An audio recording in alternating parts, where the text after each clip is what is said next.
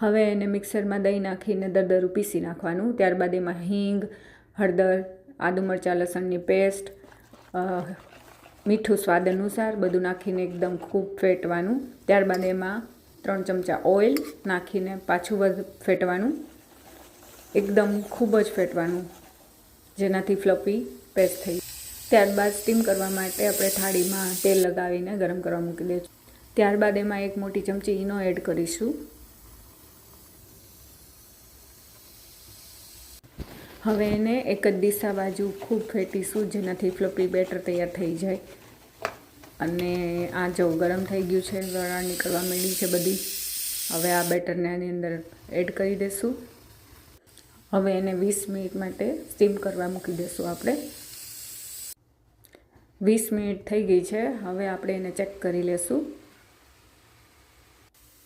ટૂથપીકની મદદથી. જો અંદરથી બહાર બેટર એની સાથે સ્ટીક થઈને આવે તો નથી ચડ્યા.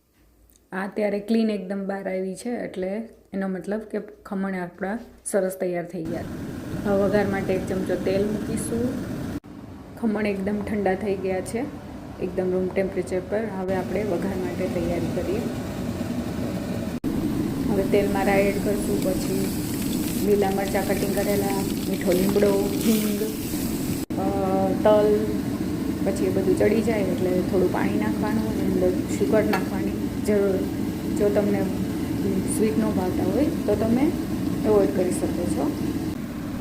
હવે આ થાળીની કિનારીએથી આવી રીતે ચાકુ મારીને એને અલગ કરી દઈએ. ત્યારબાદ એક કપડું ટુવાલ પાથરીને એની પર ઉલટી કરીશું. થોડી વાર ટેપ કરવાનું અને તમે જો હવે ભાઈ ગાયત્રીના કમળો ભાઈ જે બાત હે.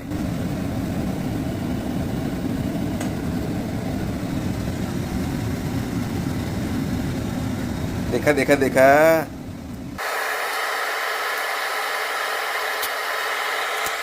તો તમે જોઈ રહ્યા છો કેટલા ફ્લફી થયા છે. હવે આ બધો વઘાર આપણે એની અંદર રાખી દઈશું.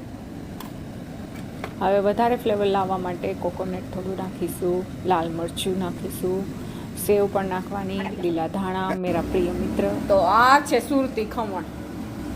વાહ, ટેસ્ટ કરીએ.